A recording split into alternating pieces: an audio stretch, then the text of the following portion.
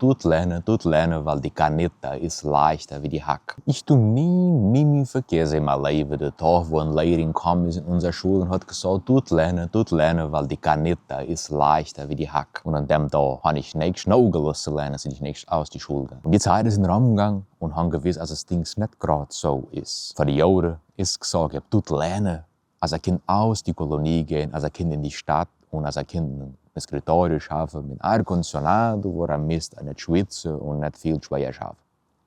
Heutzutage wird gelernt, als man kann damit zurückkommen auf die Kolonie, zurück auf den Kamm, zurück in die Hege, für gut leben.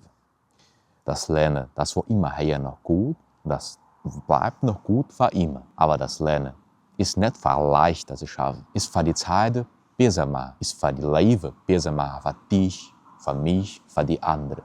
Aber nicht für leicht zu schaffen. Und damit, mit dem Sohn, als es Lernen ist von leichter Leben haben, sieht man es heutzutage viel Leute gelernt haben und haben groß gewählt, mit was sie schaffen. Das sieht man schon überall. Den Kerl, der in der Bauerei schafft, verdient schon mehr wie ein Advokat. Weil was die Hände machen, tut nie gegen Papier drüber gehen. Das Lernen war immer hier noch gut und bleibt gut und muss sein. Als du kannst schneller weiterlernen. Vor ein paar Jahren zurück sind die Leute gestorben, was mit dem Kriegen. Und heutzutage, mit alles, was gelernt gibt, dann haben sie schon gar keine Gedanken mehr machen. Aber das Lernen ist darf nie nicht verkauft geben.